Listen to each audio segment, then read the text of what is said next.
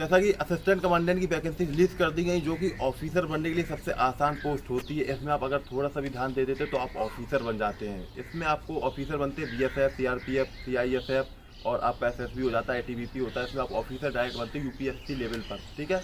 तो इसकी जो आपका अप्लाई करने का एग्ज़ाम डेट है वो आपकी 20 अप्रैल निकाली गई है। 20 अप्रैल से 10 मई तक आप अप्लाई कर सकते हैं और जो उसकी एग्ज़ाम डेट है वो 7 अगस्त है। अब मैं आपको इसके बारे में ये भी बताऊंगा कि आपको कैसे क्या तैयारी करनी है, कितनी कट ऑफ जाती है, सारी चीज़ें मैं आपको अपडेट बताऊंगा। तो देखिए, जो इसमें डेट है, पहली बात तो आप कितने लोग फॉर्म भर सकते हैं।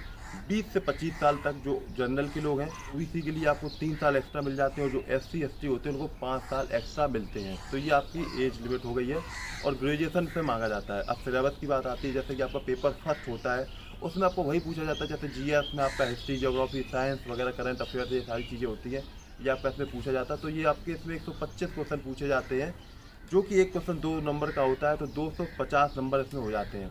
अब इसके बाद एक होता है पेपर 2।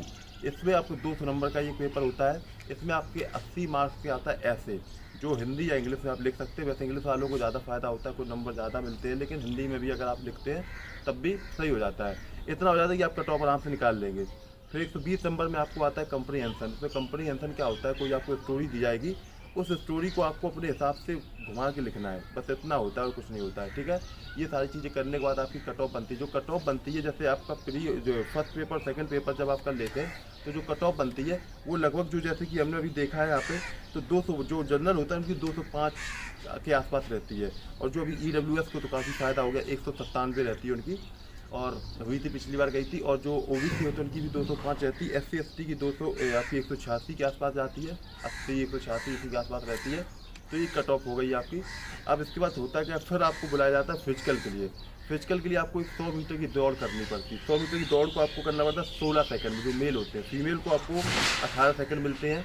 फिर इसके बाद एक होती है 800 मीटर की रेस। इसे आपको मेल लोगों को 3 मिनट 45 सेकंड में करना पड़ता है, जो फीमेल होते हैं उनको करना पड़ता है 4 मिनट 45 सेकंड में। इस तरीके से ये आपकी हो जाती है रेस। अब इसके बाद आपको आती है लॉन्ग जंप। लॉन्ग जंप आपको 3.5 मीटर करनी पड़ती है मेल को, ठीक है। और जो फीमेल होती है उनको 3 मीटर से करना पड़ता है।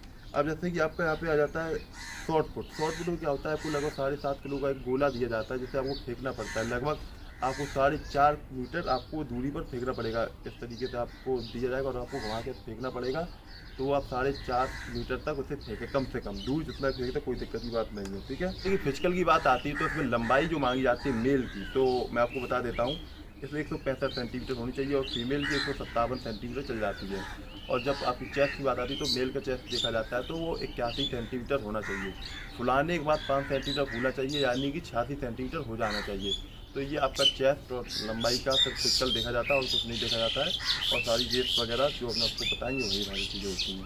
इस तरीके से ये सारी चीज़ें आपकी होती हैं और आप सिलेक्ट हो जाते हैं और आपका यहाँ पे ऑफिसर लेवल पर आपका सिलेक्शन हो जाता है, जिसमें आपके अंडर में जो यहाँ पे एसआई बनते हैं वो होते हैं, और जो सिपाही वगैरह सभी लोग आपके अंडर में रहते हैं। आप अधिकारी पोस्ट का मज़ा लेते हैं।